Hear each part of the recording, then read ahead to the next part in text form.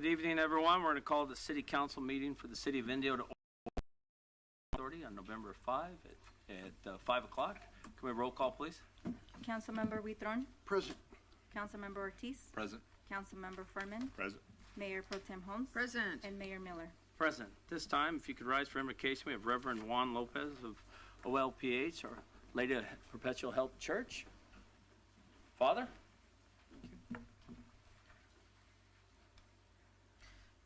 Let us all begin. In the name of the Father, and of the Son, and of the Holy Spirit. Amen. Heavenly Father, bless us as we gather together today for this council meeting. Guide the minds and hearts of these city leaders, that they may work for the good of the community in the city of Indio. We come before you and ask for your guidance, wisdom, and support as we begin this council meeting. We pray, O Lord, for our mayor, the city council, and all leaders. Give them grace to bring truth, justice, and stability to our city. Give them power to do what is right and to rule in fairness. Let our city of Indio always prosper from the influence of good men and women leaders. Amen.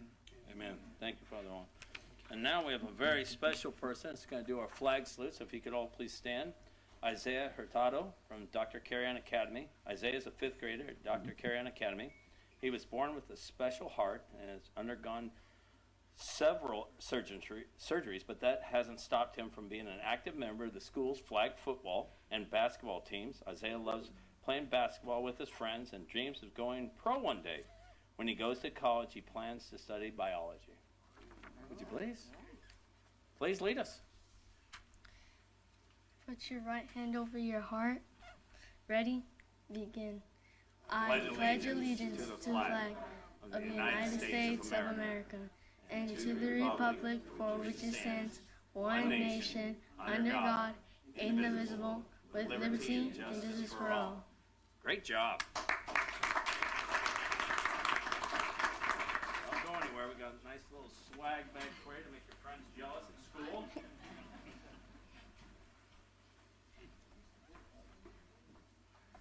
Great job, dude. Very nice job.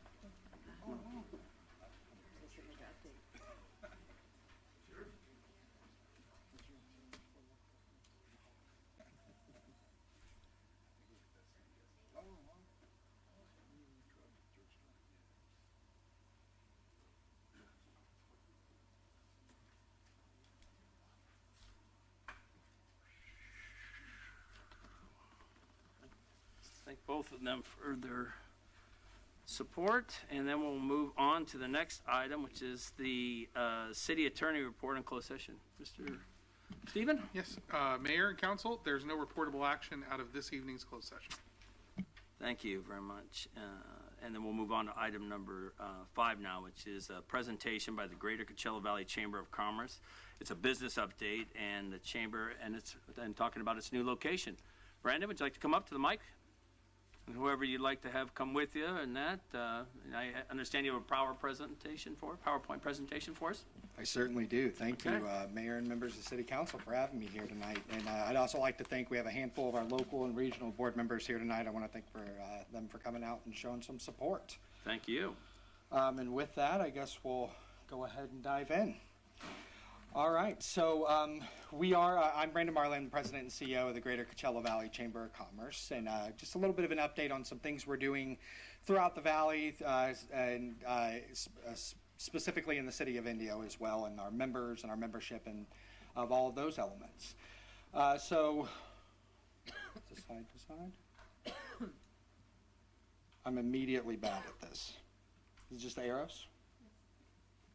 Let's have there you go. There it goes. Our mission with the GCVCC, we strive to enhance the overall business climate for our membership by being a catalyst for local commerce throughout our business development programs, a convener of elected officials, business professionals, and thought leaders through our many member and public events, and a champion for local business community through our advocacy work. There we And a little bit about who we are, and kind of a recap, because I think one thing where I think we definitely need to improve on our end is talking a little bit more about where we came from, why we merged the chamber in the first place, and kind of the work that we're doing going forward. So the Greater Coachella Valley Chamber of Commerce was founded back in 2016 through the merger of the Coachella, Indio, and La Quinta Chamber of Commerce, with a shared vision of building a strong, unified regional voice for the business community. Since then, the GCVCC has grown to represent several tribal nations, as well as unincorporated areas of Riverside County. The chamber later expanded its reach by merging the Cathedral City Chamber of Commerce, reviving the Desert Hot Springs Chamber of Commerce, and launching the Indian Wells Business District.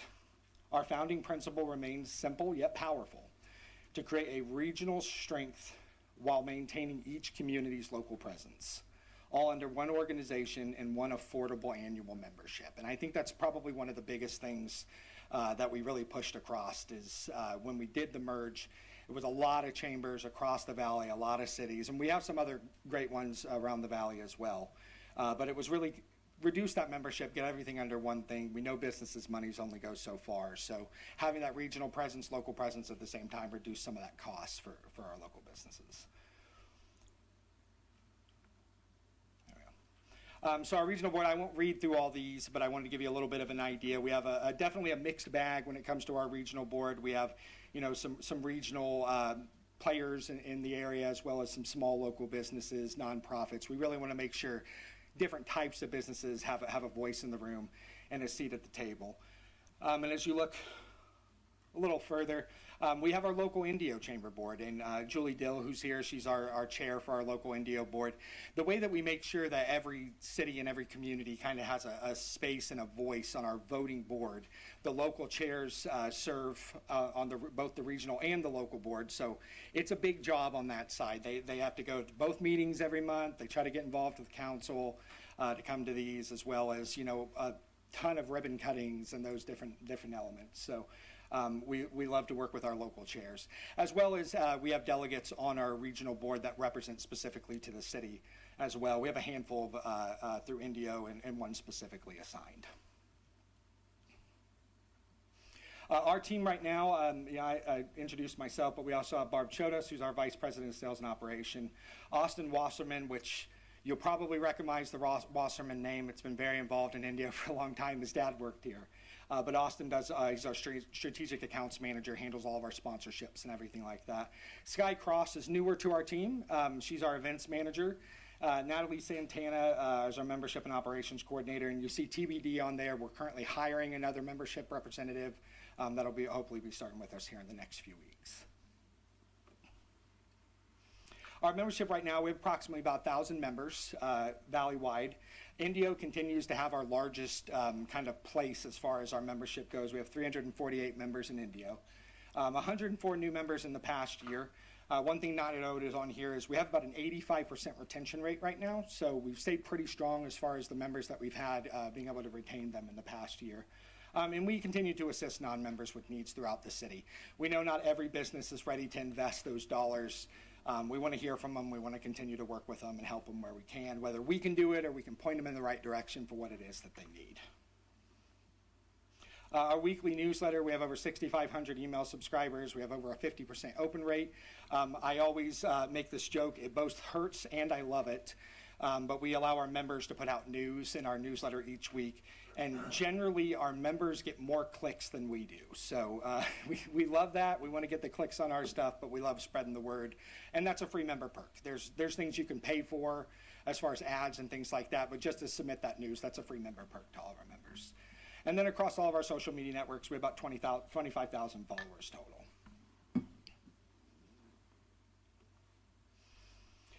Really exciting. We just launched a new COD partnership. There's lots of other things going on with it, but I actually got to walk over here from right across the parking lot. We're over here at the College of the Desert Indio campus. We just moved in. There's a lot of other elements coming with that. We love to work with them. There's a lot of workforce development things, education things that we want to gear towards leadership elements that we're working on right now with their leadership team. But we're excited to invite you all, and we're inviting the whole valley to come out to a ribbon cutting and open house that we'll be having on Friday, December 5th. So we're over Building A on the second floor. You can't miss it. You walk in the door, you'll see the signs. So head on up, and you're welcome to come stop by anytime and talk with us, chat with our team, anything you need. Events, we have a lot of them, so I don't think there's any shortage of events with the Greater Coachella Valley Chamber, but some specific ones outside of our All Valley Mayors, State of the Cities, those ones, fun ones like the BMW Relay Race.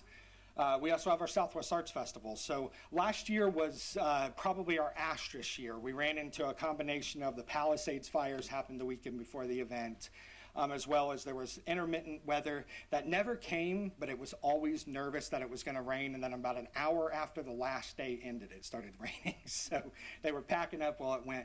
But the good news on that is we still had over 10,000 attendees come out. We sold over $750,000 in art, so we really got to, push and get some dollars in some artists' pocket, and it's a wide variety of artists we have out there. We'll be celebrating our 39th year this year at Empire Polo Club again, January 23rd through 25th. You'll note there's one less day on that. Probably the biggest feedback that we got from the artists the last 2 years was cut off the fourth day. Thursday is just more cost for them to be out there. They don't sell as much art. It's more perusing. So trying to listen to the artist on that side and cutting it down to those 3 days for the event. So it'll be Friday, Saturday, Sunday. Continue to have ribbon cuttings, lunch clubs. We just held a great Chamber 101 yesterday morning. I think we had about 30 people come out, signed up a couple new members. So that was a lot of fun. And I don't know, I think they came for the coffee and the donuts, but they stayed for the information. So we'll take it. We've also been doing our social hours. Those are going to go a little bit quiet. It's more of a summer thing to kind of give a networking opportunity when there's not as many and drive some traffic into local businesses. So it's really encouraged to show up at the local restaurant or bar, coffee shop or shake shop, and buy off their happy hour menu or whatever it is and mix and mingle a little bit. And then as far as mixers go, we continue to do those. We started a little bit of a friendly competition. I say friendly, but sometimes in the board meetings, I think it gets a little, taking the gloves off. But currently, Indio is actually our 2-time winner of our Mixer of the Year, so Julie is very proud of that. So 2-time winner, I won't spoil it, but we have some pretty exciting, fun elements that we're planning on doing with the Indio Mixer this year, so that'll be coming up here in a couple months. So excited for those events to continue going. Workforce development, although the program for this portion is getting ready to end at the end of this year, we've been one of the highest, so all the 5 districts within Riverside County were awarded to a different agency to work with workforce development and housing on this program. We were the ones selected for District 4. We've had over 80 businesses currently participate in it. We've been able to help them get about $600,000 back into their bank account. So it's money that came from ARPA, so we're pretty excited for the businesses to be able to pull that money back in there. $9,600 for a small business can make a big difference. So they get to hire and reduce a little bit of that cost risk off the bat. Legislative efforts, we continue to hold monthly legislative committee meetings where we hear from our county, state, and federal offices on updates, as well as updates from the chamber's side. So we do a lot of work on that side. It's a very informative meeting. It's open to our membership. We do have our board members that serve on that subcommittee, but the committee meetings are open to all of our members to come on and hear about bills or anything that the individual offices are working on, as well as on our end. We currently have taken about 35 bills so far this year we've taken position on. They're outside of session right now, but as that comes back up, we'll be taking a look again. We do have starting our gubernatorial candidate series, so we're currently working with, I believe, 4 or 5 of the campaign offices on scheduling some out over the next few months, but we'll be kicking off our first one with gubernatorial candidate Chad Bianco on November 14th. So that'll be next week. It'll be a good chance to hear where he stands and how he plans to affect the business community in California, because it needs some help. So we love this state. It's a beautiful state, but it can be a challenge for business sometimes. With that, that's kind of the overview of where we are, what we're doing as far as the GCVCC and the Indio Chamber of Commerce. And if you all have any questions or anything, I'm happy to answer them, and I appreciate you allowing us to be here today. Thank you, Mr. Marley. Mr. Guitron? I'm just with something unique in that you're at the College of the Desert campus for Indio. Besides being obviously a tenant, I'm assuming, is there any opportunities that the students will have, how that will benefit any of the college students, knowing about what services or internships, I'm assuming, or? It's in the works. I don't want to announce anything yet because it's not fully fleshed out. But we're working with the college right now, as well as some state agencies on some funding and things. We have some internship programs that we have in the works, some volunteer programs. They get some credits for that. You may see some College of the Desert shirts out at some of our events doing some volunteerism in the community. We are bringing in an intern. We just finished it with one intern. We're bringing in another one into the chamber, so they've been great for us to have. But we are working with them to try to create more internship programs to kind of bridge that gap. We see that in workforce a lot. Businesses are nervous to hire someone right out of school, understandable. But at the same time, the students were like, well, I got to get hired to get going. So we want to find some ways to kind of remove some of that risk with things like stipends and those sort of things to be able to give them an opportunity to try out that field, the employer kind of try them out and see if it's something they want to look at long term. Thank you. Absolutely. Any other comments? Any other questions? Oscar? Yeah, no, I'm glad to see that your membership's growing out here. Really appreciate your efforts there in helping our small business community. I did want to see, I know I've seen you guys at some of our recent ribbon cuttings, but if you guys would be open to it, you know, I think I'd be definitely happy to see you guys, if you guys would like to present a certificate there with us as well, and provide any resources that might be available to our small businesses as they open up. I know, you know, that's, you guys were doing that in the past, but I think reopening that door to be able to ease that access to those resources that you guys have for our small businesses would be great. So I'm definitely open to seeing that, and thank you again for all your help for our small businesses. Absolutely, yeah, and we love to find any way that we can help and collaborate and get involved. We're happy to. I know we've been at some, and staff's been good about sending some of that out, but any other way that we can get involved, we'd be happy to. We appreciate it, Brandon. Thank you for your presentation and for, you know, looking after 350 of our businesses, so we do appreciate that.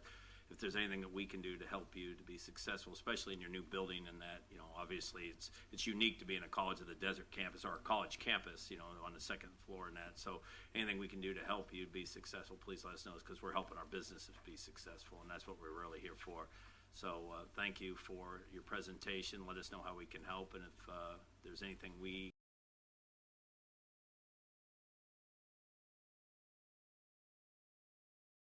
on our email addresses, please email us or give us a call and let us know what it is, and we'll make sure we take care of it. Absolutely, and I do appreciate you all coming out. You've been at we're at one over at Fantasy Springs as well, where they opened their coffee place, and I'm a bit of a coffeeholic, so I definitely participated there. But thank you for your presence and your support at those events. We really there's no shortage of ribbon cuttings in the city of Indio. There is not. There is not. It's a very exciting time. Thank you. Thank you. With that, we'll move on to our next item with the Youth Advisory Council. Floor is yours. Thank you. So for about the last thing we kind of did was that we had a meeting with Elaine Holmes at one of our YAC meetings, and she talked about her past goals and her present ones, of course, and that the reason why she joined the council was to improve the downtown Indio area. As we can see, it's been the place to be kind of lately with the food trucks.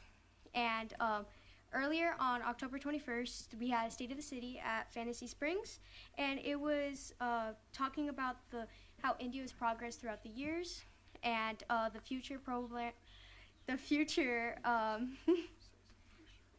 projects for the next 5 years. And I couldn't attend the event, but I heard the food was good and that it was exciting to be there. And coming up, we have the Barbecue Fest this Saturday on November 8th, and it's from 4 to 9 p.m. YAC will have a booth there, and it's like a human casino, and we each have like our own little window they can go through and earn prizes and merch. And then on November 11th, on Veterans Day, there's a 5K at the Polo grounds that will be hosted. It's early in the mornings, around 6 a.m., and we'll be assisting with the registration and guiding runners through the race. And that's what we have so far. Okay, and who might you be? I'm Mia Thompson. I'm the secretary. Okay, thank you. And anything else? That's about it, what we have so far, and we'll keep you updated. Thank you very much. Thank you for what you do. We appreciate that. And if you want to leave, just reach over and smack Wayman. And if you want to leave early, just please let us know. If you want to stay, you're more than welcome to stay. So, thank you. With that, we'll move on to the next item, which is our city manager report. Mr. Montgomery. Thank you. As Mia mentioned, we have the Barbecue Festival this Saturday, so please show up here downtown at 4 p.m. through 9. Great food, great entertainment, the 5K run walk. Some of us might walk a little more than run, but that will be out at the Empire Polo Grounds on Veterans Day. We do have the exciting moment. While there's much yet to do on City Hall and the parking and plaza, the city staff is preparing to move into the City Hall this coming Friday. It's going to take 2 or 3 days. We have the weekend, and then we have the holiday on Tuesday. So business will be operating over there beginning on Wednesday the 12th. It is happening. It's exciting. We will have a large grand opening when everything is done and everything is complete. We appreciate everybody's patience, particularly as we move. We will be closed here on Friday and Monday, and then Tuesday is the holiday. But we will be available with some phone calls and some other online operations, obviously. And that only affects the City Hall operations, not the other locations in the city. But it's an exciting time, and Mayor, that's my report. Thank you, Mr. Montgomery. And when we're moving over there, closed for those days so that we can move. We're not closing for any other reason but the holidays, just to make sure we can move from point A to point B. Exactly. Yeah, it's a huge ordeal as you've all walked through City Hall. Boxes are high, and staff is scurrying, doing the work that they need to do every day, as well as packing to move. So it's a 2-day operation. Exciting times. All right, we'll move on to item number 8 now, which is City Council conflict of interest disclosures. Does anyone have anything they need to disclose? Okay. With that, we'll move on to item number 9 now, which is City Council report on meetings attended per the Government Code section 53232.3D. Mr. Gutron? Oh, certainly. So on Saturday the 18th, I attended an event that Mayor Pro Tem was there as well at the Cover Track neighborhood. It's in the bordering areas of our city at Avenue 48 and Van Buren. The County of Riverside, under the County Supervisor's Office with Supervisor Perez and county staff working with that community, we're obviously assisting with a water service in the near future, but more of an educational about what's going on with that community. It was built in the 50s. It has a lot of history with a lot of long-time residents, but it needed some TLC. And I think between the last 3 county supervisors or 4, everybody's done a little bit to improve the quality of life there. It's nice to see curbs, gutter, drainage, street repaving. They're still working on the alleyways, but a lot of improvements been done. And then there's more to come. We were able to look at street lights they're even going to be doing. There's not one home, it's all connected into the sewer system, no septic tanks. So it was a good education to see the quality of life, because it does, obviously, across from Van Buren Elementary and our other areas of the city of Indio, and it also benefits the city of Coachella across the street. So it was a good visit. And the next was, I had the opportunity, again, with the Mayor Pro Tem, Lane Holmes, and Wayman Furman. We had our car wash of K&R Car Wash now has the ability to wash your car and give your dog a good bath. So that was really interesting. The family and the owners there are very entrepreneur and always looking for ways to better a visit and better an opportunity. But as you get your car wash, you'll get a polish and clean on your dog. But it was really nice. It was a good event, and it's nice to see something there that will benefit the community. On Monday the 27th, I had the opportunity. It's our annual Blue Mass, Our Lady of Perpetual Health, and thank you, Father Juan, for you and Father Eloy, continuing that tradition. We've been doing it for many years to honoring our police and fire. And thank you, both fire chief and police chief. Thank you, Chief White. Thank you, Chief Tully, for being there and making sure that the staff knows that they're loved and blessed. And it was a full house, standing room only. The church's youth program was there, the Knights of Columbus, and Archbishop Barnes was there. And it was a good visit, and we had a little get-together afterwards.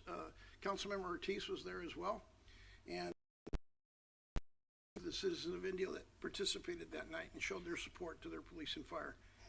Along with that, I had the next opportunity to go to the College of the Desert State of City. I wasn't able to sit at the table with the rest of my fellow council members, but I was there.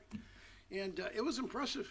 It was impressive what the College of the Desert is going through and doing, and especially the big stamp here in the city of Indio and their drive and what opportunities of education, but it really gives a full picture of what is going to benefit the city of Indio, and more to come.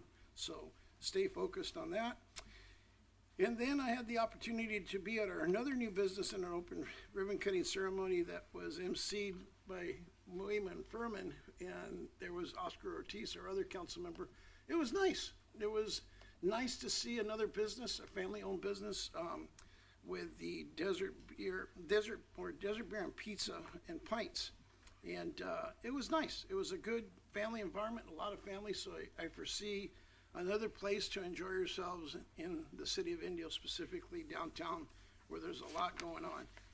And last but not least, unfortunately, one of our former police chiefs passed away about a week ago. Sam Curtis Cross, he was our chief of police for the city of Indio, but before that he was hired as our assistant chief in 1972, and later on in 1980 appointed the chief. Kind of homegrown, and he served the United States Army and the United States Marine Corps, and he served with the FBI, and then came back to the Valley to serve with the county sheriff's office, and then the district attorney, and finally ended up in Indio. But he was really committed to the community, and thank you, Chief Tully and the staff, for being there, and the kind words you said about what we've gone through. There's a lot of history, but it was nice. It was nice, and I appreciate the mayor reaching out, and I'll let the mayor speak from that point. But thank you so much, and the family is very grateful to Indio and the support. Thank you so much. Thank you, Mr. Dutron. Mr. Ortiz? Thank you, Mayor. I know some of our residents right now are struggling to make ends meet with the government shutdown that has led to some of our federal workers in the region not being paid at the moment, as well as some of our folks who depend on SNAP benefits getting their benefits reduced these days. So I wanted to encourage folks to reach out to our partners at Fine Food Bank here in Indio. I talked to some of their staff last week, and they mentioned that because we're an emergency food bank, we are well prepared for these extended periods of need, but they are still concerned for the long-term effects of the shutdown and the cuts to benefits. We also have our Coachella Valley Rescue Mission and Martha's Village available to help with resources, meals, and shelter space for those in need. I also received a call this morning regarding a community member being taken by ICE on Monroe and 111. I talked to some of our local organizers, and they mentioned that this is almost a daily occurrence now. They're getting phone calls on a daily basis. And so they asked me to remind our vulnerable community members to try to stay home if possible and to be vigilant when they do need to leave the house. They also mentioned that it is extremely important to make a plan of action for your family and for your property in case of emergencies. For more resources and legal advice, people can visit todec.com, that's TODEC.com, or visit their offices on 6th Street in Coachella for help. On the city's end, I think it's important for us to know who is getting taken from our community and the reasons why they are being taken. And so I think it's important to document this for awareness, for accountability, and for historical records. I would like to ask our council if we could direct staff to do a Freedom of Information Act request for these records that should include 1, who is being taken and when, 2, what are the charges these residents have, and 3, if anyone detained turned out to be a legal resident or U.S. citizen. So I would like to request that on behalf of our council. Council, any comments? I think that's public information, so it should be easily accessible if staff has time to do that. I mean, I don't see what's an issue with it, but it should be easily accessible. I know when we met with Border Patrol, they gave us some information where you could look it up. So I think we could work with staff and our local Indio Border Patrol office. Although that's not ICE, they should have those contacts and that information readily available. Anything else? No. Okay. Anything else, Mr. Ortiz?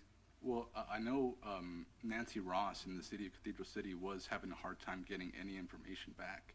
And so that's why I'm kind of suggesting the Freedom of Information Act request to make sure that we're getting that information. So I guess could we get approval if we're not able to get the information on our own? Could we get the approval to move forward with the request But anybody can file a request for public records, and it doesn't have to be the city. What is the city going to do with the information? I mean, what is our goal behind doing that? To understand who is being taken from our community, if they have serious charges, and if any of those are actually legal residents or U.S. citizens. And if we get it, what are we supposed to do with it? I mean, are we going to get engaged in something that's not part of our... No, I think that's valuable knowledge for our community members to understand what the actions of our federal government are leading to directly here in our community. I can understand that. I don't know if the city should engage in this itself. I understand your concerns, but I think that's you should be a nonprofit or someone else looking at it. The city has no jurisdiction over federal agencies, even though whatever it has to do happens between them and the federal government. So it would be a civil matter more than it would be ours. So what's the pleasure of the council? So I just want to clarify, because I feel your pain. I mean, in the concern. So if we do the Freedom of Information Act, what is that? So the city would need to file that and go through that to be able to then have the information to then do what? What would the next step be? Well, I think that would depend on what that information shows. And so the city would be asked or would consider then taking some level of action. I think it's just valuable information. Like if people are being taken by masked people in our community, which I have the pictures from just this morning, should we know, what are the charges for these people that are being taken? Because, the federal government's kind of saying, hey, these are very dangerous criminals that we're going after. Is that true or is that not true? And again, we don't have to take any action after that. I think just the knowledge itself is valuable so that we understand the consequences of what's happening at the federal level here locally. I don't feel comfortable engaging in that when it's something that's a civil matter, not compared to ours. I'm all in favor of helping our residents if they come out and reach out for help for us where they feel that it's something that our city can help them with, but to engage in something and ask for public records on something that we really have no jurisdiction over, then to decide if we're going to do some kind of intervention or talk about somewhere in there. I mean, it's just as easy for you to be able to send out a public records request to them and bring that information into yourself and then be able to share it with others. I don't know if our city resources should be utilized for something that's the federal government. We don't try and get involved with state agencies. We try not to get involved with federal agencies because we really have no jurisdiction, even though it is an issue. If it turns out to be that they've done something wrong, I mean, it could go either way, an intervention in that. So I don't think the resources for the city should engage in something that we have a jurisdiction over. My personal opinion. Mr. Gatron, you're also quiet. Well, because I'm trying to analyze it, and obviously with my prior experience, I mean, Public Information Act, we are entitled to respond if it pertains to the city of Indio. My thing is, are we going to help facilitate the people who have experienced an incident done at the federal level? To be honest with you, I did not pay attention to what Cathedral City did in the schematics of that. So I would like to know more of what the process they did, so then we can just be sure, are we missing something? Why is another city doing it, and what are we missing? More of an information to educate, so we can make a sound decision. Now, if we still decide that it's not in the interest of this city government, because of what you mentioned, I get it. It's kind of hard for me to weigh in, because I always compare what other cities do, but then I want to know what process we're following. Right. That's all I'm saying. I'm not agreeing to it. I just need the facts. But is the city going to engage in something if we feel it's inappropriate? Are we really going to get engaged? What Use are we city gonna do with the resources for information? some information? I'm I mean, it's in our I guess jurisdiction. It's a my federal question matter. is it better to know or not to know at this point? But you You can have know people without, getting- but you can ask on your own and get the information just like we would. They're not going to give the city of Indio any reference just because we asked for them. We're going to get in line just like everyone else. Mayor. Mr. Graham? Yes, sir. This item's not on our agenda today. So I'd recommend, it sounds like placing an item on a future agenda is how I would frame it. That's up to the prerogative of the mayor or a majority of the council. And so I think that, if you'd like, it doesn't sound like you support putting that on a future agenda item for discussion. Perhaps I just feel that the city of Indio should stay in its lane. Well, and one worry option- about the issues that we can, and if there's something there, that's for them to be able to take. There's many organizations that can take this up, but the city of Indio does not have the jurisdiction to tell the federal government what it wants to do. Yes, We have the jurisdiction to ask for information. So does everyone else, so do you, so does any of us, so. That's the only, to answer your question, Mayor, I'm not waiving either way because I wasn't expecting. Well, we can talk about it if the rest of the council wishes. Mr. Montgomery, I see you got a light Just on. a suggestion, perhaps in line with what you were stating, Mayor, particularly if there's some timeliness to this, any individual council member may want to make that request and perhaps have others sign on. It wouldn't be in the name on city letterhead per se, but it would be, hey, as a council member and these 10 residents, or, because I think carrying some weight, to Councilmember Ortiz's point, may help a response. But anybody can do it. FOIA is, any person in the world actually can make a request of federal records. Unless they're protected in some way, and it may take months to get them, the federal government's obligated to provide those records. And that's my point, Mayor. I'm not agreeing because I don't know why would one city do it, not the rest of the cities do it. That's what I don't know. And if there's no justification, because you're right, any member of the public can ask any public record because that's what the law does. Now, if they go to that agency and ask for it, I just want to know, why did Cathedral City do it? But you don't even know if Cathedral City's gonna get an answer. Just because they No, ask no, doesn't mean they're gonna get anything. Yeah. And No, I agree with you. I understand Mr. Ortiz's issue with wanting to know if there's somebody being taken out of our city by federal agencies. I can understand that, but their reasoning behind it is gonna be what they put down on the piece of paper. It doesn't mean it's accurate or not. That's the reason they did it. So Understood. They're gonna go through everything, you know that. Right. So what's the pleasure? Would you like to rediscuss this, Mr. Furman? Taking it into consideration, I'll just share that, I have met with Border Patrol and I've talked to them, and I'm open to speaking to them again, and I'm open to collaborating with Councilmember Ortiz if that's something we could just bring back as a council report or something we could also share with the city. We have that, right to do that, and so, but if the council wants to bring it back, I'm open to that as well. But that's something I think that, it's one of those things where it's an emotional item, Yes. topic, and sometimes emotions will force you to make a decision that might not be the best decision sometimes. So we got to think about it. Nonetheless, I'm willing to talk to folks in the federal side. I did make some, contacts over there, and come back and give a report as well. And I'd be happy to invite Councilmember Ortiz, and if we need to go further, we could go further with it, or have that discussion. I like that idea. That's- If yeah, you I two do would too. like to take the Right. bull by the horns and be able to go back and see if there's something there that then the city needs to look at, because then it's something that then we can agendize if you guys feel that there's something there that the city can actually have some jurisdiction over. I have no problem with that whatsoever, so if you and Mr. Ortiz would like to do that. I agree. I'm good with that. Also, Yeah. Mayor, I could just throw this out too. I'm the vice chair of the CBAC Public Safety Committee, and I'm looking to have Border Patrol come and present there as well.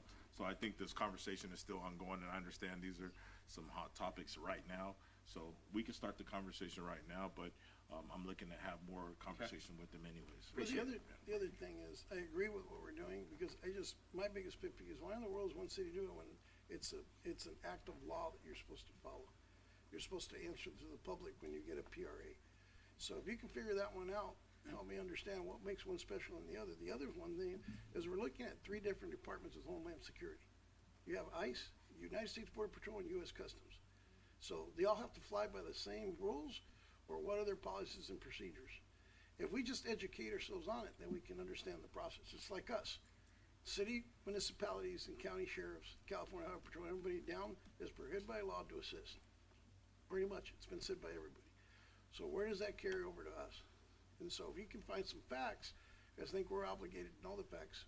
I agree with what's been mentioned, but I just want to get down to the black and white issue, and that's what we stand on. And we'll get there. I mean, I had a very thorough conversation with Border Patrol, and they explained that, the structure. Yeah. Did I agree with everything? No. Did I agree with some things? Maybe. And I did report out. I had a private Zoom meeting where I invited the community, willing to do it again. Nonetheless, I think we'll come back. We'll have that conversation. I'll speak to the council member off record, and then we'll come back with something. Okay. Excellent. Is that fine with you, Mr. Ortiz? Yep, let's do it. Okay, thank you. Anything else? Okay. Mr. Furman? I talked enough already. All right. Mayor Pro Tem? Well, I didn't have any meetings, but I did attend a lot of ribbon cuttings. We talked about these ribbon cuttings in the city of Indio, and I think it's one of these things, part of my regular routine now. I check my calendar every day or every night before the next day, but I have to check it every day because nonetheless, every other day we're having a ribbon cutting or a groundbreaking or something. So I might be at the gym and I got to run out and go get ready. So I don't have to do my hair, so that's a good thing. So I make it to these ribbon cuttings, so that's great. So I did attend Desert Beer, Pizza and Pints. This is one of those businesses, along with another one downtown, where they're going into an older structure, city building, and it was a lot of work to get them to where they're at, but they got there and they got the doors open. So I want to congratulate them on their perseverance and their resiliency of sticking with their vision and getting that open. We did the ribbon cutting. It was great. Another great business in downtown Indio. And in that same spirit, right across the street, we did another ribbon cutting for Everbloom Coffee. It's their second location in the city of Indio, and that's another great story. If you get a chance to meet the owners, those young guys, they started, on a coffee cart, and they finally graduated to a brick and mortar. Now they have two, and Everbloom is now not just a coffee place, it's a brand. It's a brand. So congratulations to those guys at Everbloom as well. I also attended on Oasis Street, Culture Cannabis Club. That's another ribbon cutting we have. Very nice place. As the community knows, when the city of Indio adopted our cannabis ordinance, we did it with a fine comb, no pun intended. But we really looked at the pros and cons of the industry, and we really wanted to treat the industry like a regular, normal business. And if you were of age and you happen to go into Culture Cannabis, it's also a place of art. I mean, there's some nice artwork in there. One of the big things that the city of Indio was really harping on is the communities, surrounding communities, the smell, the security. Their security is going to help secure the rest of that neighborhood. Across the street, they have College of the Desert, their public safety. Then we have our security downtown. So that's adding to that security detail downtown Indio. So that's one of the great things that we did with our cannabis industry. Also, if you're walking about or around the place, you will not smell anything. That's always been a challenge with the industry. Indio has strict rules when it came to really protecting our communities from the smell, right? So congratulations to Culture Cannabis, Gopi Senga and his team over there. They did a great job. Like it was mentioned earlier, we did have ribbon cutting at Kennar Dog Wash. That's great, get your car washed and you can take your puppies at the same time. So that's just another good addition to their small business. And they are, the car washes, they're local. It's a local business, and so we have to continue to support our local business, correct? And so I also attended the Martha's Village and Kitchen Child Development Expansion. Another great addition to Martha's Village and Kitchen. This community has a lot of partners, and it's a big operation. Whether it's public safety, whether it's our nonprofits, whether it's local government, we all work together for better quality of life of our valley. And when we talk about Martha's Village and Kitchen and Coachella Valley Rescue Mission and our partners who, especially right now, Fine Food Bank, who are taking care of our residents at a challenging time, not of their fault, right? They're just going through some challenging times, and our partners are always there and they show up, So also Martha's Village and Kitchen Child Development Center, they were there during the pandemic, when our essential workers needed places for their kids to go. They went there. Our police and fire, doctors, nurses, they were able to take their children to Martha's Village and Kitchen to be watched. And it's not a place where you probably would visit the kids, that area, or you probably could take a tour. It's fascinating. I mean, their nutrition with the kids, the education, they have babies, toddlers, all the way up to, elementary school kids. They do an excellent job in their child development center, so it was great to see their expansion. Congratulations to Martha's Village and Kitchen. And that takes me to our state of the city. Congratulations to our mayor. Our mayor did an excellent job presenting our city, and our council also did a great job, and our partners, all of our partners are there. I don't know how many people. I heard over 400. It was a packed house in Fantasy Springs, and so hats off to the city of Indio. Congratulations. Thank you to our staff for a lot of hard work. I was amazed. There's a lot of work that goes on behind the scenes of these events that people don't see.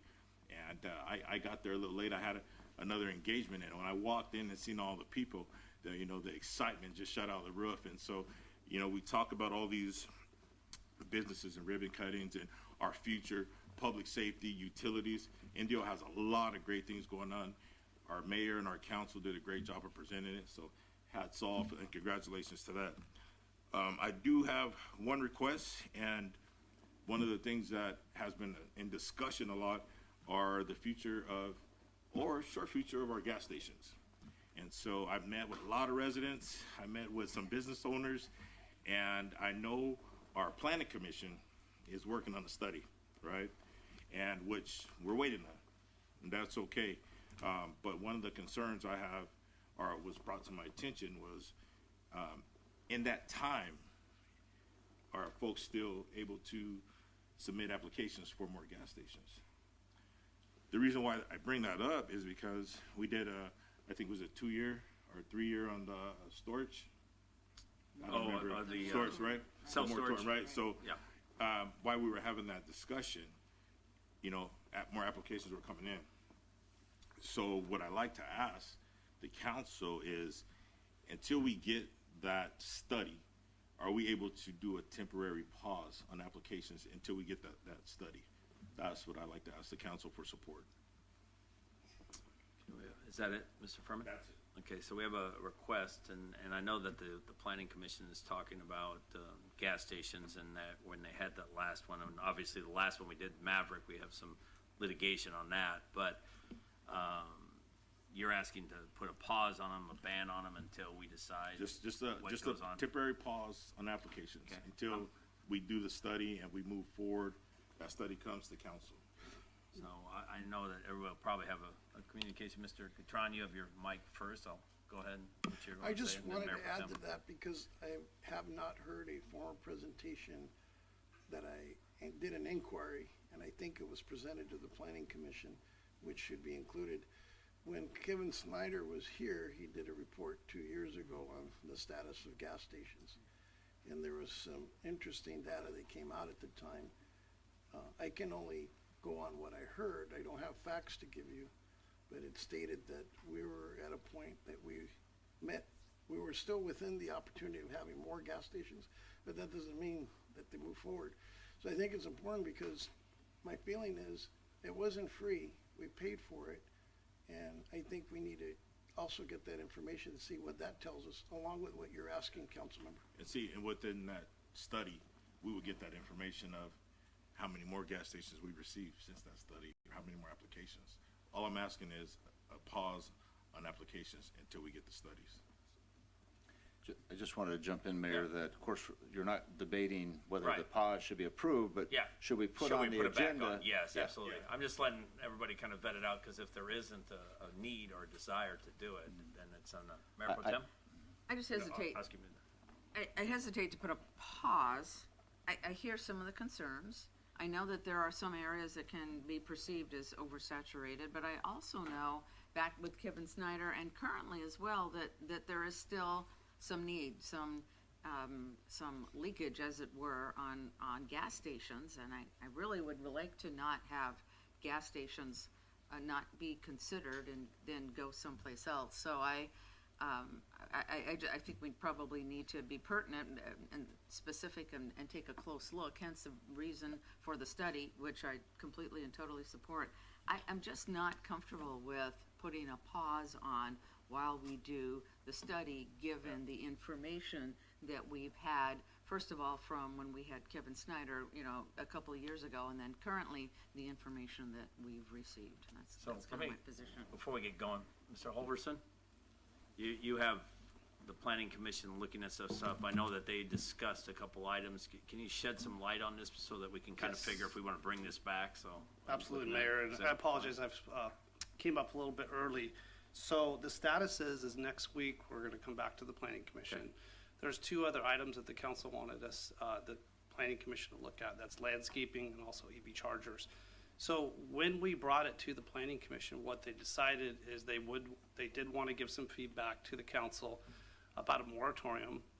They did also want to mention to the council to do a study, but as of right now, staff is not doing a study per se, but we're gonna come back to the council very soon, and then at that time, you would deliberate, kind of discuss if you want to move that direction. But right now, it's just some feedback and comments from the commission. It wasn't anything formalized except for here's your comments, here's your feedback, here's some information that was gathered and presented regarding the economics of gas stations, how many we have. Miguel gave a presentation on the status of gas stations, a gap analysis. So that's kind of where we're at. I just wanted to clarify that no study is being done right now. Okay. And go ahead, Wade. I was under the impression that there was already a study. I know Miguel did an economic evaluation of the gas stations where we're at. But I was under the impression that there was a study coming out. So, yeah. No study, but obviously if the council wants to direct staff to do that, we'd probably have to hire a consultant. Right now, it's just preliminary research using economic development and community development. And I just wanted to close by, there are at least 2 gas stations that are interested in submitting applications. We don't know when those are going to come, but at least 2 that I've seen, either a pre-app or talking to people. I don't know about that. Okay. City Attorney, are we? Yeah, so in uncharted we're territory? veering a little close towards debating Okay. the merits of it. So what we need to do then, Brian, is, and this is my thought, and see what the council says, why don't we let the planning commission come forward with what it is that we're gonna do? We have like a moratorium on auto uses on Highway 111, so that's been there for a long time, but why don't we look at letting the planning commission come forward with it and then bring it back to us, and then we can decide? I'd like to see if we may, the study that was done a couple of years ago when Kevin Snyder was here. I guess I'd like Okay, that but- incorporated into the conversation. Okay.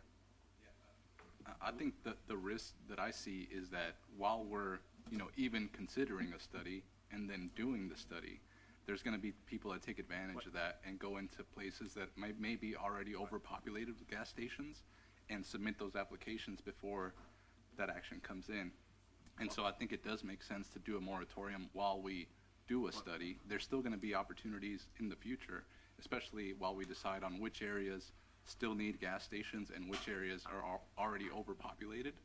And so I think while we get to those conclusions of where we don't want to see any more gas stations and where we do want to see more gas stations, we should have a temporary halt on permits coming in so that we can be targeted on where we want to see that kind of business. So let's listen to what we've got 2. We've got 2, Mr. Gutron.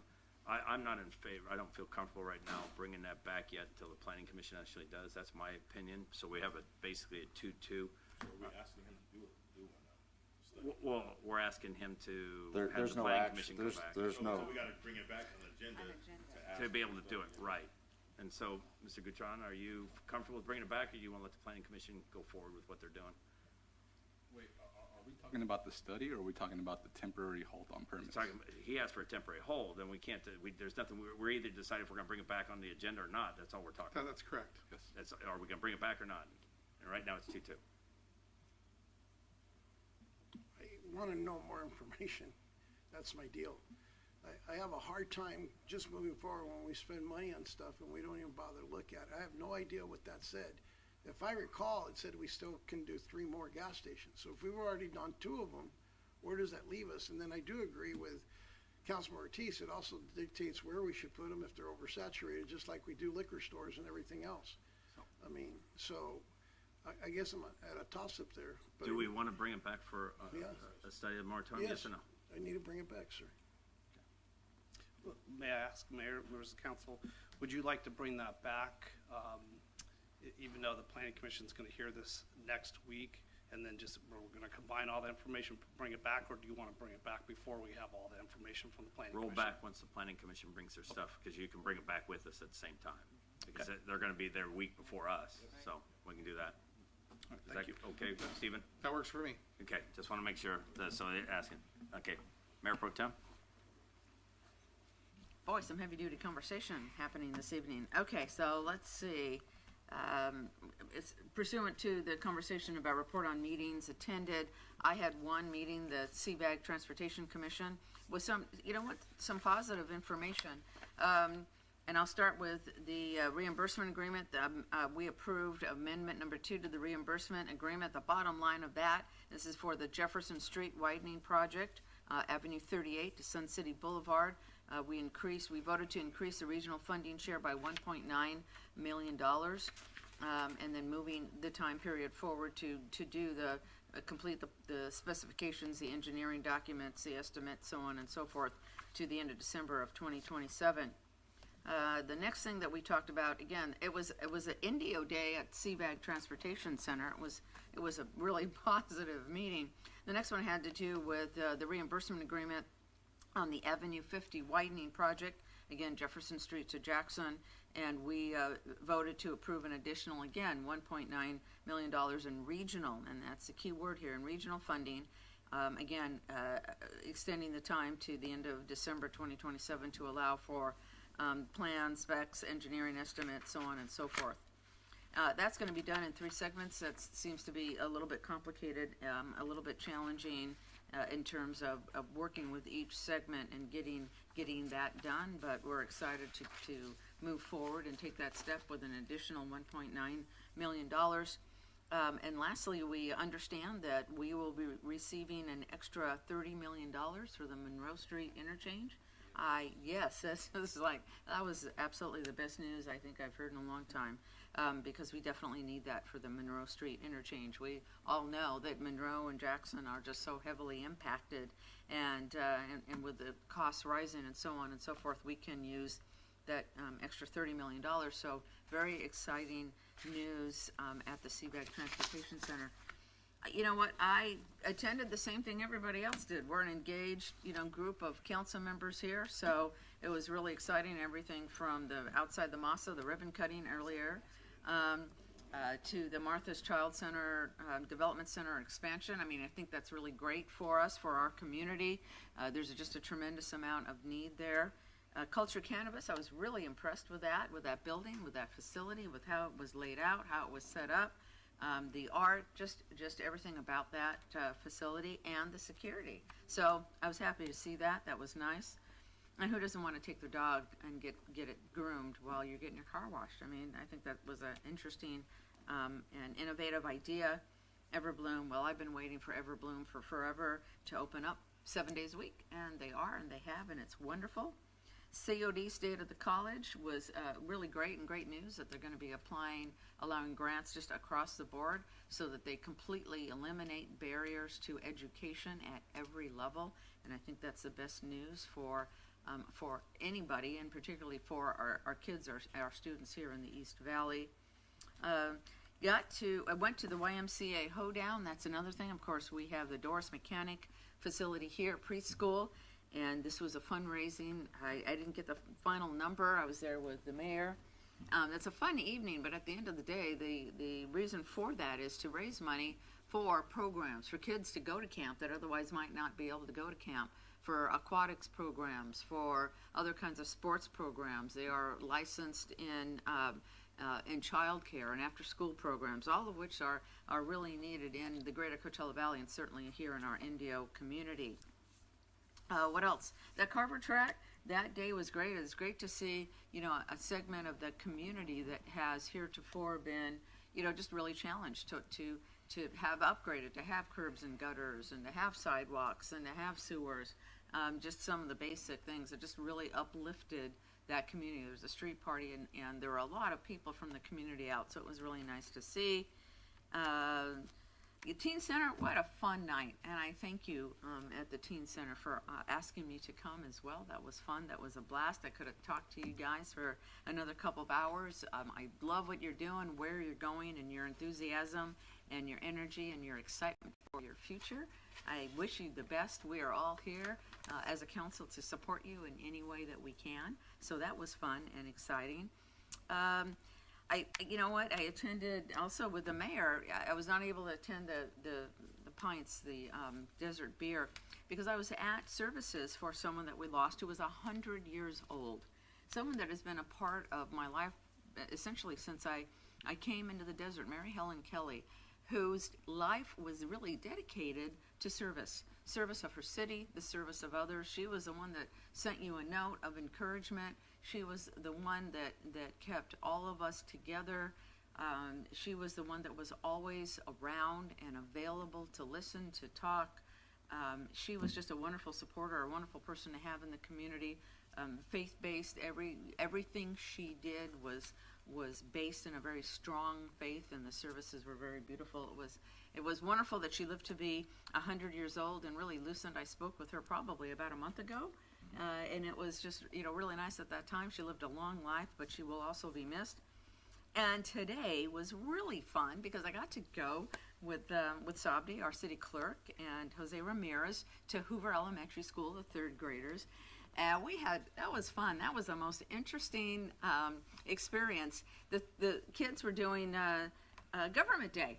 So it was perfect for us to go out and talk about government and city government and what we do at city government. And I particularly loved it when I asked someone, well, what does the mayor do? And they said, well, you're the boss of the world. So I thought, well, you're mayor, you would want to know that. I thought that was very pertinent information. But the kids were really great, and they were really exciting, and they came up and they had ideas and police and fire. And one little girl said, well, why do you keep changing out the water features at the park and just the eyes through third graders? But I think what we all learned is how to keep third graders engaged for an hour. That was the most interesting lesson in a teacher who literally danced and used just engaged them in such a manner I have never seen before. But these kids had short attention spans. They were just wiggly. They were disruptive a little bit. And boy, she got in there. She did everything short of dance and talk and engage them and sing-alongs and what are we doing and how are we doing it. And I have never seen anything like it. These kids were totally engaged. Really great to be. If I were going to school again, I'd want to be in her third grade class. Thank you, City Clerk and Jose Ramirez as well for coming with me and working with them and giving that presentation today. The kids just really had a ball, especially with Indio Lindo, and we walked out with, Keep Indio Beautiful. You know what? That's it, Mayor. It's just a good day was had by all. Good stuff. The only activity that I had for a commission was Sunline Transit Agency, and Sunline is continuing to move forward because of the shutdown and the federal government. A lot of their funding is federal funding, so they're struggling with finishing up some projects. But we did go into an apprenticeship program with ATU, which is one of our unions, on mechanics and also other kinds of hands-on training to be able to give apprenticeship to not only people that work there, but people that want to get into the industry, especially in mechanics-based. It's hydrogen cell. It's very unique, but we also have still some CNG, some gas buses, and so they're really short-handed. So if you're looking for a job or looking for an opportunity, Sunline is hiring. They always are, kind of like the City of Indio. Look on our website. We're always looking for great people.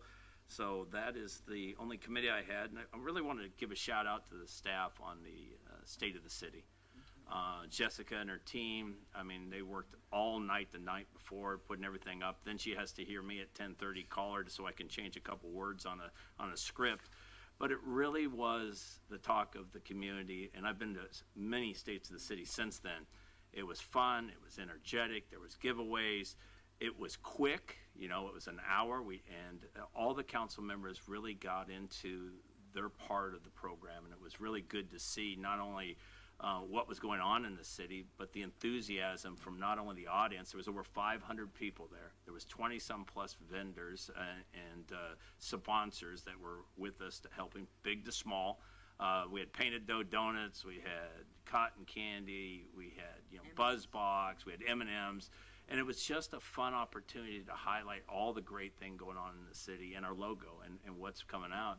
But all of you, besides Jessica, who did the bulk of the work with her staff, really highlighted your areas, and it just showed not only the camaraderie between this council and what we're accomplishing, but how we work with staff to get it accomplished. And now that you're seeing, and we can go back over the ribbon cuttings, there was multiple ones we were there. I mean, that's 5 or 6. We have more coming up with City Hall, with the Cantina. Dutch Brothers is almost done. We got the golf course clubhouse coming up. I mean, there's just investment, just not only from us, but from the public and from businesses all over who are coming into our city, wanting to be a part of the city of Indio. So my hat's off to all of them. Jessica, thank you for an amazing state of the city, and I'm looking forward to next year. So that, I wanted to give a shout out to everyone. I was also very fortunate, Jose Ramirez, when you're talking about, we did the Indio Leadership Academy. There was over 20 plus students, residents of the city of Indio, who got to do a course in city government for the city of Indio, and it already is filled up as soon as it gets in. It used to take, a couple of days to fill up the 20 plus students. Now it takes a couple of hours, if not an hour, to be able to get in. And you get to talk to all of our elected leaders that are part of it, but more importantly, our staff, our city manager, our city clerk, and all of them that are able to look at what their departments are like and explain to individuals who have an invested interest, not only as residents, but as business owners, of how the city actually runs. And I think it opens their eyes to see actually all the nuts and bolts that it goes behind to make the city what it is today. So my hat's off to Jose and everyone else that was a part of it. And then lastly, I want to kind of piggyback off what Mayor Pro Tem said. We had 4 stalwarts, and as we go through, and as you've been part of this, I've been part of the council for 17 years, but I was on the planning commission for 7 besides that, and you meet some unique people. And what makes this valley so great is that we are intertwined. We're 9 cities in the county. You add Blythe into it on some of our stuff, so there's really 10 of us in that. But we work so well together, and the more successful the rest of the cities are, and the more successful the city of Indio is, the better off we are. And we lost a lot of good stalwarts in the last few weeks. One of them is Mary Helen Kelly. Her husband was Dick Kelly, one of the original council members from the city of Palm Desert, helped start Sunline Transit Agency and so many other stuff. Her daughter is Kathleen Kelly, who was a council member for Palm Desert for many years. She lived to be 100 years old. I mean, think about it. She was 20 years old when World War II stopped, when it ended. And then all the thing in between, from planes to TVs to cars that she saw. And she was just an amazing woman who was based in her faith and wanted to help everybody, would always give back to everyone. So it was great to be able to honor her and go to her ceremony. Don Adolph, who was the mayor of La Quinta, passed on in the last couple of weeks, and he was in Nevada many years that he helped take La Quinta to the next level and set on a bunch of committees with all of us. We had Sam Cross, as Ben Gutron, our Councilmember Gutron said, who was one of our police chiefs in the 70s, who hired a lot of the staff and a lot of people that were there. He passed on. And then finally, Dana Hobart, who was the mayor and council member for many years for the city of Rancho Mirage. And so we're losing a lot of that institutional knowledge, but I wanted to recognize them for the work they did, because it makes our valley so much better when we have people like that that are willing to give their time and talents and treasures to the rest of us to make sure we're very successful. Indio is successful because of our residents, our council, and our staff, but it's really successful because we need everybody else in this valley to help us to be one. So my prayers to all their family, and I want to thank them for their service and want to let everybody know we recognize them for what they do. Just not here in Indio. It takes all of us to be able to make this valley as good as it is. So my prayers to all of them. So with that, I will end. Yes. A quick note. I just saw on the news we got a notification about the second burglary suspect from our downtown Indio robberies that was just apprehended. So I just wanted to say thank you to Chief Tully. I know he and his staff, who I know they've been extremely focused on that issue down in downtown. And yeah, just want to say thank you for that. Thank you, appreciate it. And thank you, Chief, and your team for all they do. We praise you for the work that you not only do to keep us safe, but also our fire department for all that you do. You guys are amazing, and thank you for the work you're doing. Please let your team know how appreciative not only this council is, but the residents of our city are. Mayor, I had one just small item. First of all, a thank you for all of the thank yous regarding staff and the great work they've done, including the police department, the fire department team. The Riverside County Fire Chief Bill Weiser is holding a workshop. It's primarily staff focused, but I'd like to have a couple of council members there Due to the Brown Act, it would only be 2. So Mayor, I don't know if you'd like to assign somebody volunteers. It's on November 17th at 4 p.m. here in Indio. But it would be good to kind of get some direction on that because only 2 would be able to attend. I know Mr. Gutron had already asked me about it. Would one of the other ones like to be there, Mayor Pro Tem? I'm good stepping back. You good with that? Either or, one of us, yeah. I'm happy to do whatever you want to do. And we still have a study session to be planned. Yes, we do have a study session coming up with them. So between the two of you, Oscar, Flip Mayor a Pro Tem? coin. Elaine? Okay. I'll happy to. Elaine, Mayor Pro Tem will be a part of that. Those will be the two. Also, please remember that we have our barbecue festival downtown this Saturday, and we are also looking forward to a couple other items coming up very shortly. And Eye on the Desert's going to be, I'm going to be talking about it tomorrow. And then we have our Hunter Lopez run. Please come out and support Hunter Lopez Foundation. You know, Hunter lost his life with the service members in Afghanistan. But also, half of the money is going to our American Legion Hall 739. They're going to split it in half. So you're also going to help support our veterans here in the city of Indio. So thank you to all of you. And we'll move on now to item 10, which is 10.1 is the appointment of Edith Hernandez to the Community Service Commission, nominated by Mayor Pro Tem Elaine Holmes. Ms. Holmes? So I met Edith. We've had a couple of extended conversations. I think she'd be really great for the Community Services Commission. I would normally invite her up to say a few words. She has really a wonderful background. She works with legislative affairs and oversees the clerk of the board and marketing department for Sunline. She has a master's in public administration, Bachelor of Arts in Human Services and Management, and interestingly enough, Associate of Arts in Criminal Justice. I just really thought that she would be great for this position and she's a tremendous desire to get involved in all things having to do with the city of Indio, and so she was my selection. She would normally be here to present herself and her background a little bit, but she was at a conference in Long Beach and just couldn't make it back in time with traffic, and she would like the opportunity to introduce herself at a future meeting, but that would be Perfect. my selection. Yeah, she's an amazing young lady. So anybody like to make a motion? I'll motion to approve. Make a second? Also, Okay, we got first by Councilmember Ortiz, second by Councilmember Furman. Please vote. Passed unanimously, 5-0. Great. And would the Youth Advisory Council like to stay, or would you like to go on? I'll stay. Okay, thank you. right. Just want to make sure. What's that? They don't have nothing to report? They did? Yeah. So we're gonna move on to item number 11 now, which is the consent calendar. Item 11-1 through 11-12. Is there anybody that'd like to pull anything? If not, I'd make a motion to approve. Anyone else? that I'll need one? second. Okay, we got a first and a second by Mayor Pro Tem, a first and a second by Councilmember Furman. Please vote. Passed unanimously, 5-0. With that, we'll move on to item number 12 now, which is our first of the administrative items. It's resolution number 10524, the introduction of ordinance number 1824, adopting by reference the 2025 edition of the California Fire Code with amendments and making findings that modifications to the California Fire Code are reasonably necessary because of local conditions. Chief White, you handle this for us, sir? Your Fire Marshal Matthew is actually going to handle it, but All I was right. just coming up to do the introduction. So, All right. Good evening, Mayor, Mayor Pro Tem, Council, staff. My name is Brian White, Fire Chief for the City of Indio. The item before you tonight is required in state law that the fire code be updated every 3 years.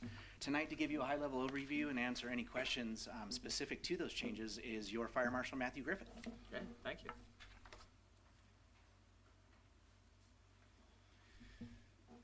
Good afternoon, Mayor and council members. Thank you. California updates their fire code all of the codes, Title 24, every 3 years. This affects Title 9, which is the California Fire Code. Every year, Riverside County and partner cities within the county make amendments to this code to better serve our community.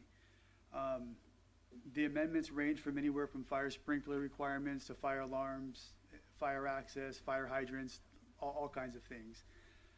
This year, we have a couple of minor changes.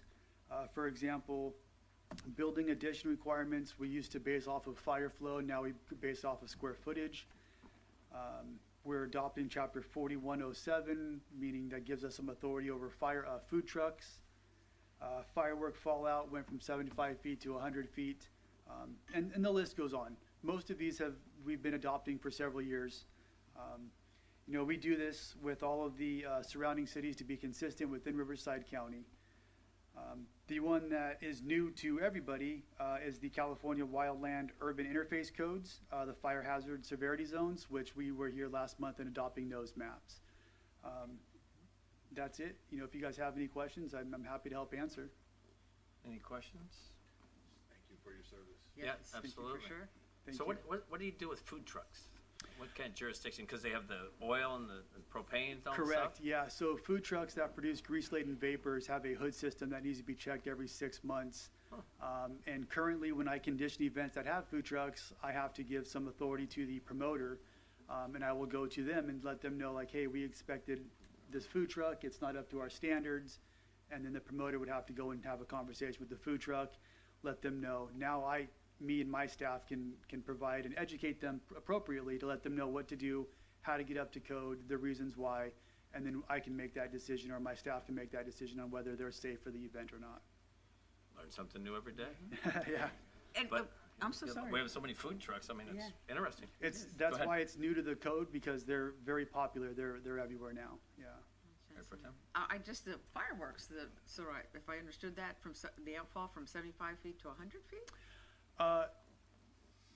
That has to do with the fallout zone. It depends on the size of the shell, but the code wants 75 feet.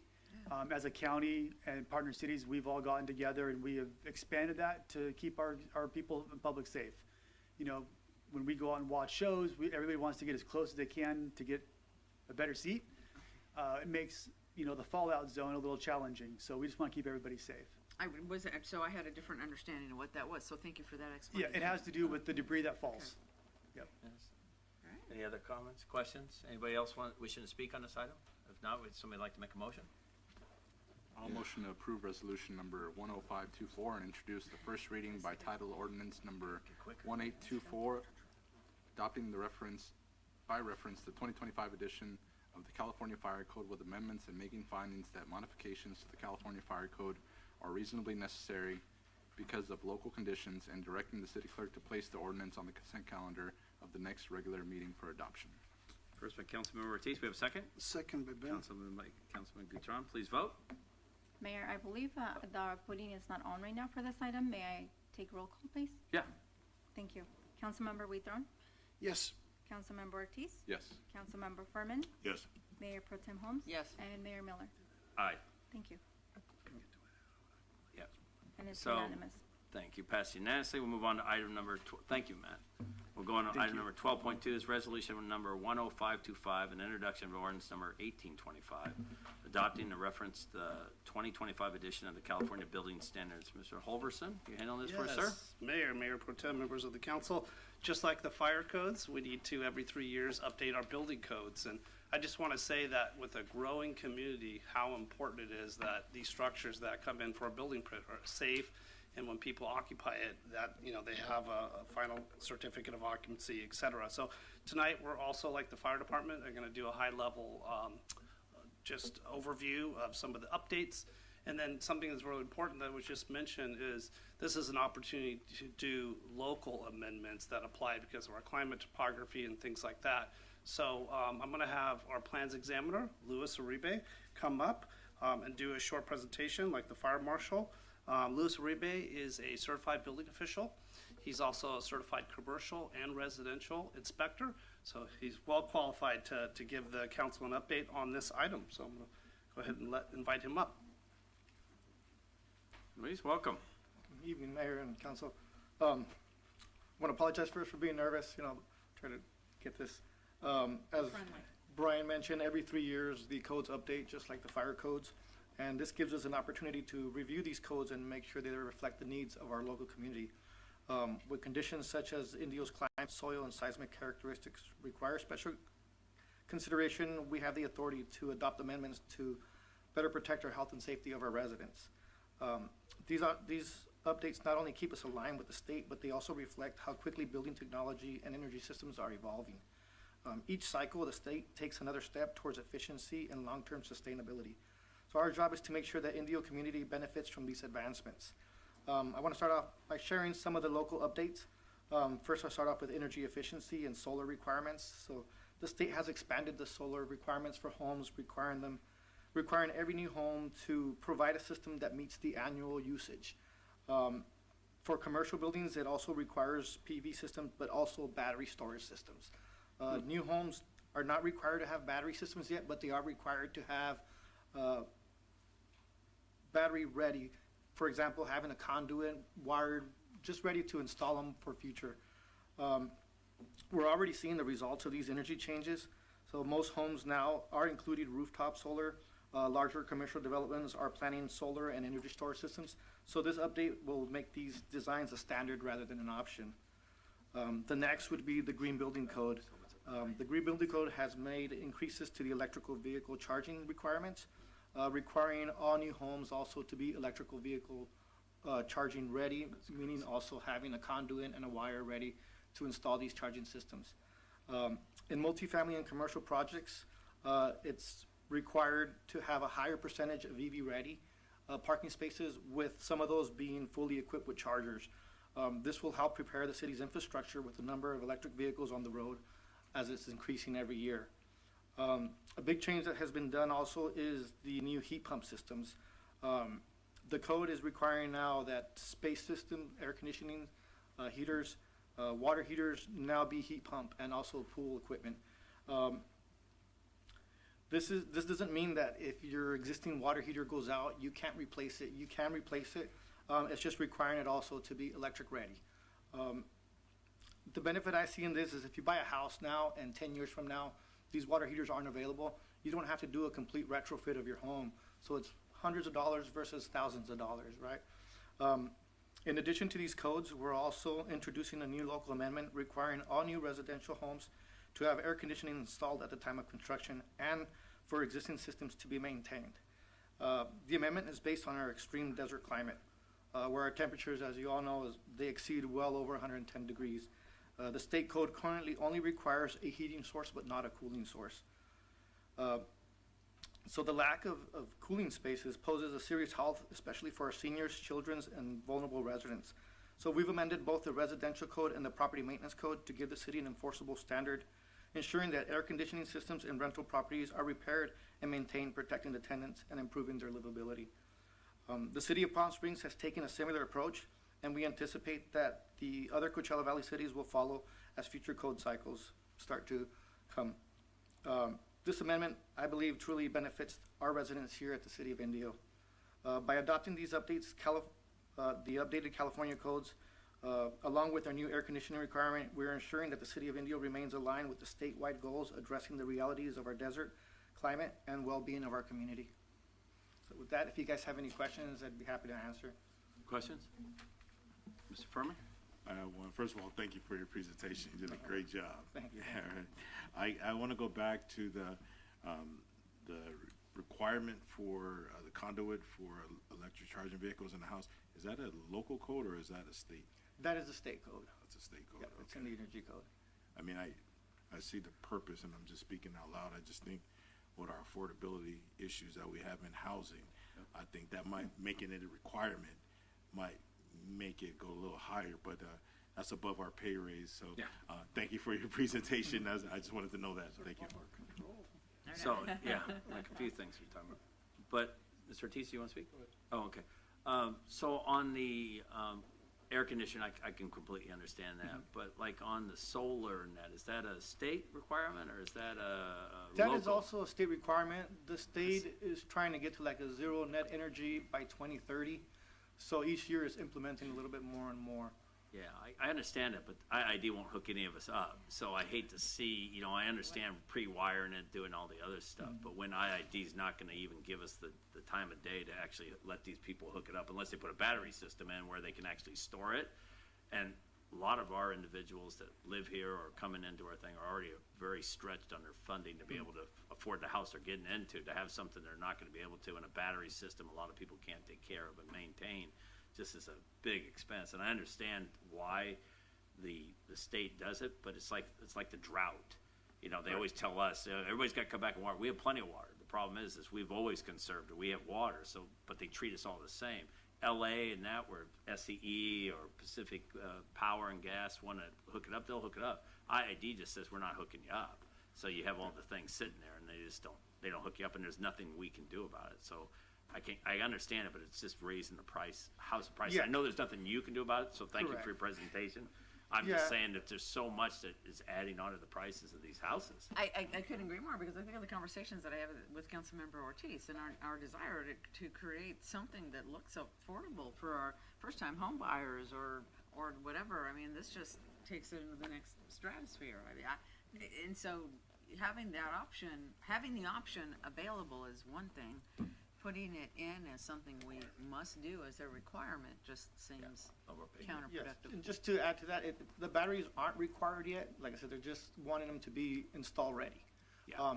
As these start getting more popular, I see them dropping down in price. As anything, once it's a new product, it's high, right, because of the demand. But like everything else in the future, everything will just be, second nature. It'll be available, and we're hoping it to be cheaper. Right, me personally too, for my own home.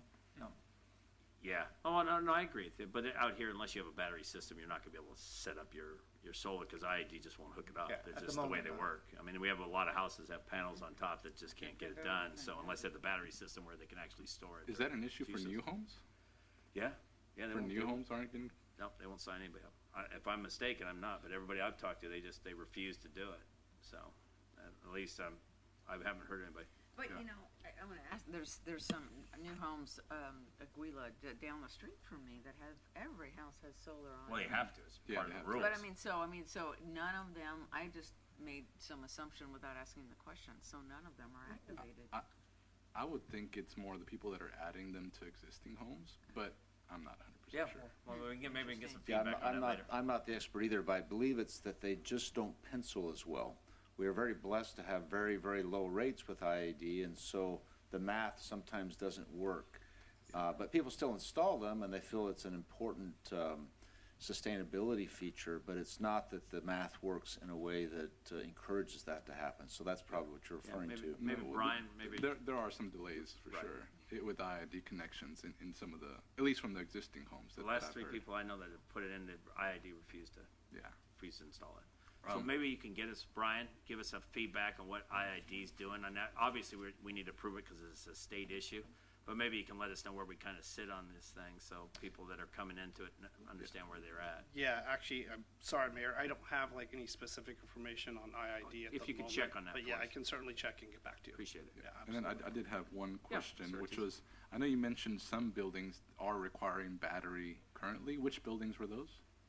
It would be commercial buildings. Okay. So those are being the required. code does also say where feasible, so there are exceptions to these codes. Gotcha. It's just we have to see which ones do apply for the specific use of the building. And are people that are businesses, commercial buildings that currently have solar but don't have the battery backup, are they grandfathered in? New commercial. Fantastic. And then I just want to say thank you for also the local air conditioning ordinance. I know it's going to be extremely helpful for enforcement out there and making sure that our families are safe and able to have cool homes. So really appreciate that. Thank you. Yeah. Thank you. Brian, anything else? No, Mayor, and I don't want to take credit for this, but when we have our staff meetings and I work with our Building and Safety Division, that was brought up at one of our meetings. And so I want to give credit to our great Building and Safety staff that said, hey, other Valley cities that are doing require air conditioning because there are times where the landlord will say, oh, it went out, I'm not going to replace it. So we're kind of stepping up and making sure that tenants and people have, the appropriate air conditioning so that they can, live comfortably and not be in jeopardy there of their health. So that's all I have. Thank you. Any other questions? Anybody have anything in the audience? Okay, with that, somebody like to make a motion? This is I'll motion to adopt resolution number 10525 and introduce for first reading by title only ordinance 1825 adopting by reference the 2025 edition of the California Building Standards and direct the city clerk to place the ordinance on the consent calendar for the next regular meeting for adoption. We have first by Councilmember Ortiz. We have a second? I'll second. Councilmember Furman seconds it. Please vote. Passes unanimously 5-0. With that, we'll move on to item number 12.3, which is the introduction of ordinance number 1826, amendment to the Indio Municipal Code Title 15, Land Usage, Chapter 151, Buildings, Division 18, Construction Related Regulations. Mr. Halvorson, you're handling this for us, sir? Yes, I am. Brian Halvorson, Director of Community Development, Mayor, Mayor Pro Tem, members of the council. I wanted to go ahead and present this item, which is a code amendment, as mentioned by the mayor. I wanted to just really quickly go over what's proposed, and then, of course, I'm sure there'll be questions, but essentially, this would be an amendment that would require construction sites to have security measures. So, as we all probably have heard of, when sometimes there's a project under construction, sometimes items can be stolen, and there's questions about, well, does the city require security measures? So we went ahead and did some research. We drafted a new amendment to our code, and some of these measures, security measures, include color cameras that would be installed at all vehicle access points. In addition, perimeter fencing around the site, and that would be required to be a certain height, 6 feet tall, also with a 94% blackout heavy-duty plastic screening. So just moving on to a couple other things, gates would have to be locked.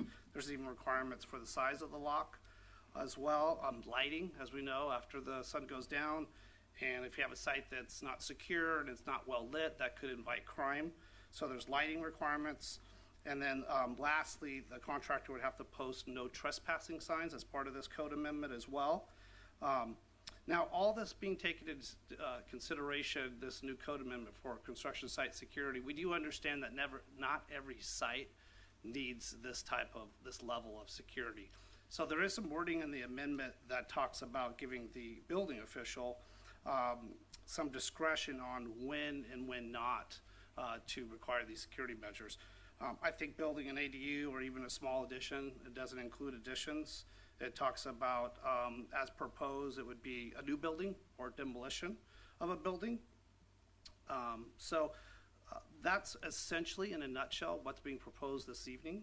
I also wanted to note that as it was drafted, and I'll take fault for this, is there is a section in Section B that talks about perimeter security fencing shall remain in place until a permanent wall or fencing is installed. I do not recommend that because as I've heard and our general plan discourages everything being gated and walled in, I would actually axe that part, delete that part of the code. So if we do go in the direction of approval tonight, I would ask for that small part of that sentence being deleted. Other than that, that is the proposed code amendment before you this evening, Council. I'm available for any questions. I also worked with the police chief to come up with some of these security measures. I don't work in isolation. I always collaborate with others. And so we came up with this proposal for a code amendment to make these construction sites more secure. I think we also remember there has been some challenges sometimes with even city projects. So it does kind of come at a relevant time. That does conclude my presentation for this amendment, and I'm available for any questions. Thank you, Brian. Mr. Gutron? My only thing, and I appreciate it, I voiced this when we had City Manager Martinez. I voiced it when we had City Manager Scott, and I voiced it with the current City Manager. And the reason I voiced it was because we've had a lot of theft during our peak with some of our contractors, and we're not the only ones experiencing that. And so I went with bringing it to this point, but I'm going to be asking the council to hold off because here's one thing that I learned. The building industry started calling and there was a bunch of misinformation.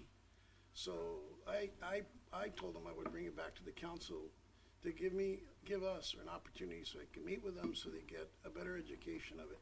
And the only reason I came across this is because the mayor was approached on it.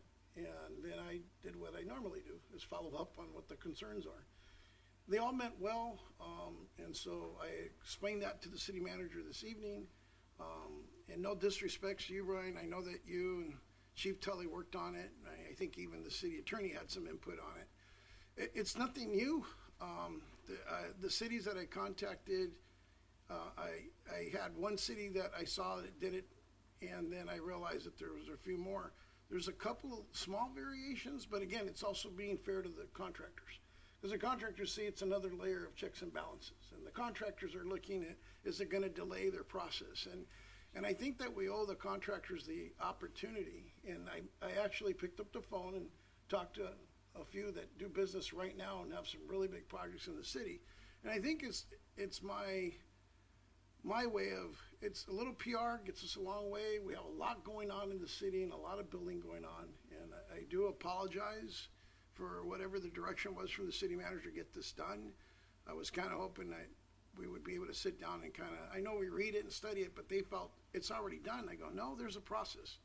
So I think if it waited that long of what I just told you, I think it could wait just a tad more so we can go back to a lot of the builders that you know here, because they mentioned all of you, because I'm the new guy on the block, but I think we'd be okay in the long run when it comes back. And that's all I'm asking, is to give us an opportunity to do some education, a little bit of clarity. So you're asking to pull this item to have it reviewed by you and one other council member with the building and industry, yeah, James Barnyard and DVBA and BIA?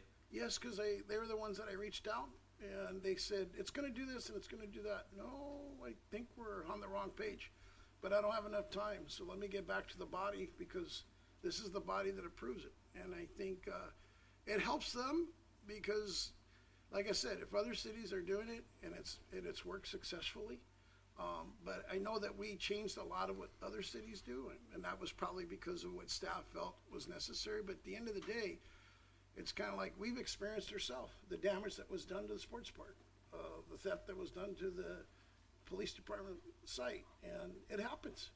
Unfortunately, it's organized crime, and this helps deter that type of opportunity. And at the end of the day, it's to minimize the opportunity of impacts to our community and the businesses that are building these beautiful buildings and projects. And because construction theft it's a big deal. So what's the pleasure of the council? Are we okay having it brought back? I know James Barnyard came here, wanted to be speaking on it, so wanted to see if we'd pull it. So it's up to the council. What's your thoughts? I don't mind putting it moving I have a forward. question for staff. You spoke about a part that says it's up to the developer's discretion. Can you go back to that and clarify that? No, that would be the building official's discretion. The building Yeah, official's not the discretion. contractor, not the builder.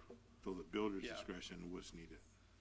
Yeah, for example, if we see a project that really does not need the security measures, well lit, it's a very small project, maybe a small addition, then we would not require these security measures. So that'd be up to our discretion.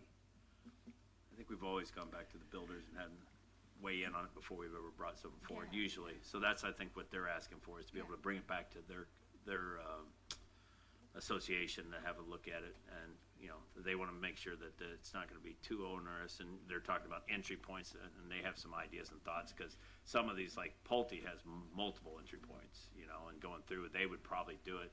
But some of the other ones, maybe an Oscar Lua and that has that, they might think that putting 2 cameras on those points aren't where the people are going to come through. It's going to be over the wall in the back or something else. So I think it's just letting them have their say, but I'm more than happy to decide whatever the council wishes. And just to give you more thought in the process, the cities that I contacted, which was 6 of them, some are charter cities, some are general law cities, if that makes a difference. But what they did, they actually met with the builders to give input, so they were well educated. Okay.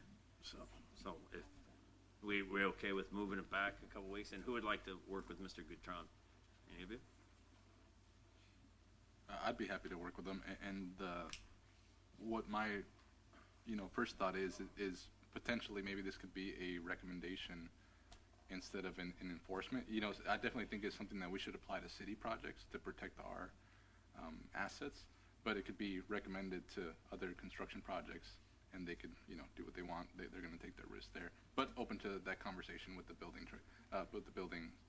industry before we move further. Yeah. I'm always concerned about additional cost.